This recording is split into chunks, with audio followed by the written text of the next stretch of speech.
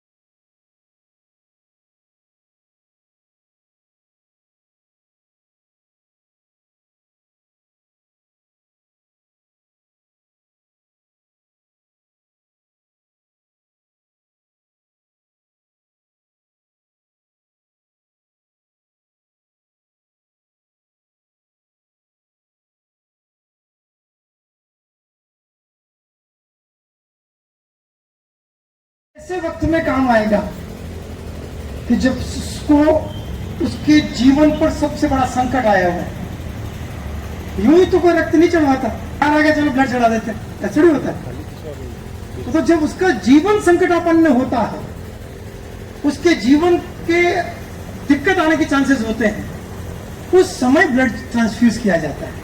तो कितनी बड़ी चीज आप देने जा रहे हैं। और एक और चीज, ये तो 3 महीने बाद फिर बढ़ जाएगा, पानी पिया वो वापस बराबर हो जाएगा। और सब में 5.5 लीटर ही हो, जितना हम पतला दुबला मोटा लगभग बराबर सही है, कोई भी दे सकता है। 18 साल से ऊपर का होना चाहिए। मैं दे रहा हूँ कई बार से, मैं तुम्हें याद करूंगा मैं लास्ट कब दिया था। अगर मेरा टाइम पूरा हो गया हो तो मेरे से भी ले लेना आज। अब आए हैं तो हम औपचारिकता नहीं करते कि फीता काटा और चले गए। अब आए हैं तो मेरा खून भी ले ही लेना, काम आएगा। अच्छा है मेरा खून।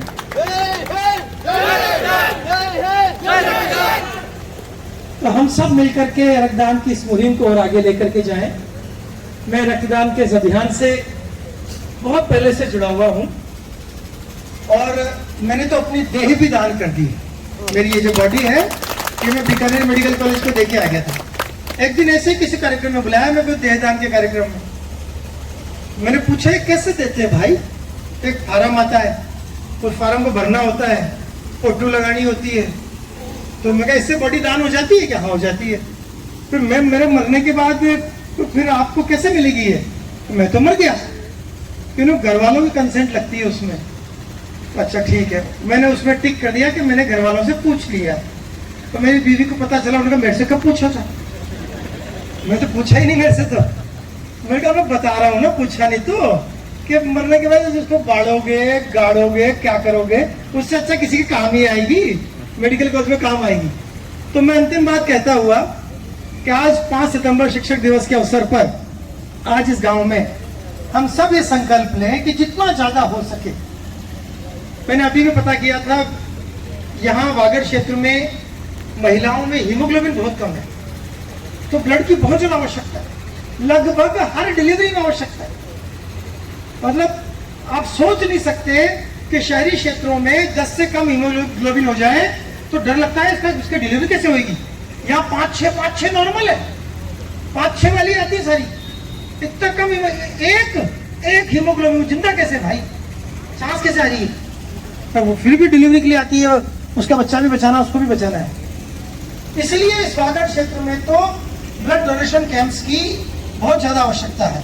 मैं इस सपना फाउंडेशन के माध्यम से जो आपके लोग लगे हुए हैं, आपको बहुत बहुत बधाई। आपकी बहन, हमारी बहन जब दुनिया छोड़ के गई किसी वजह से, तो उस वजह को जड़ से मिटा दिया जाए, ये अभियान ये लेके चल रहे हैं कि अब किसी की बहन नहीं जाएगी, किसी की बेटी नहीं जाएगी उस वजह से तो नहीं जाएगी कि ब्लड नहीं मिला उसको। और आप अपने सेपरेटर है यहाँ पर हॉस्पिटल में, कंपाउंड सेपरेटर नहीं है तो मंगाओ उसको। 1 यूनिट ब्लड से 4 लोगों का फायदा हो सकता है। प्लाज्मा अलग कर लो, आरबीसी अलग कर लो, डब्ल्यूसी अलग कर लो, प्लेटलेट अलग कर लो, लेकिन अपने पास वो है नहीं अभी।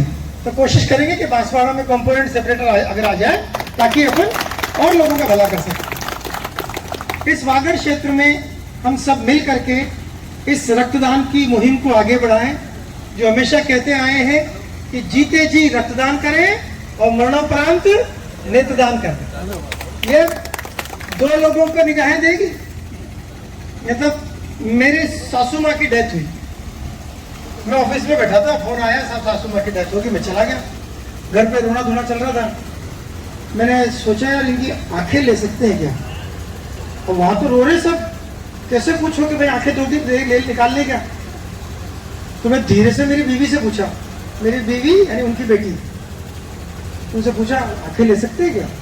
तो बीवी ने थोड़ी हिम्मत करके अपने पिताजी से पूछा, हाँ ठीक है ले सकते हैं। मैं मेडिकल में था उस समय, मैं डॉक्टर को बुलाया, 2 आधे घंटे में डॉक्टर आ गए, पूरी टीम ले आके अपने ताम झाम लेकर के। अच्छा अब ये पूरा नहीं निकालते, ऐसा नहीं लगता कि आंखें कटवा निकाल लिया, केवल जो काम की चीजें वही निकालते हैं बस। और लेकिन इतने पढ़े लिखे आईएएस ऑफिसर के परिवार वाले भी, मेरे भैया यानी मेरे साले साहब वो अड़ गए, मेरी माँ के कोई हाथ नहीं लगाएगा। मैं डॉक्टर आ गया था आंखें निकालने के लिए, वो नहीं नेत्रदान नहीं करेंगे। एक गलत फहमी है कि अगले जन्म में अंधा पैदा होएगा। अगला जन्म किसी ने देखा क्या? अबे इस जन्म की आंखें तो दे जाओ, अभी दोनों देखते रहेंगे आपकी दृष्टि से। लेकिन उनको समझा बुझा के नेत्रदान हो गया।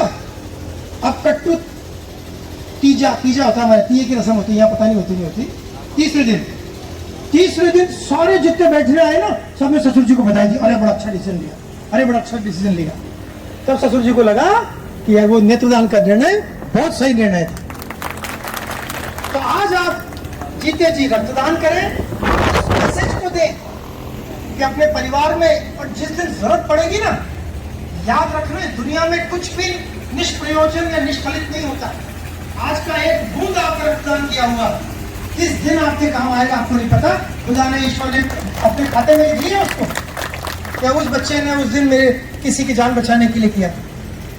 तो मैं संभागीय आयुक्त, प्रथम संभागीय आयुक्त, याद रहेगा हमेशा।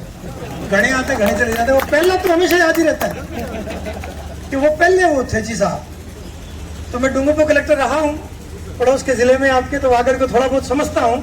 अभी नया बांसवाड़ा संभाग बना है, तो आप और हम सब मिल करके इस पूरे संभाग को नई ऊंचाइयां देंगे। शुभकामनाएं, धन्यवाद। तुम्हें काम आएगा कि जब उसको उसके जीवन पर सबसे बड़ा संकट आया हुआ, यूं ही तो कोई रक्त नहीं चढ़वाता, आ गया चलो ब्लड चढ़ा देते, ऐसा नहीं होता। तो जब उसका जीवन संकटापन्न होता है,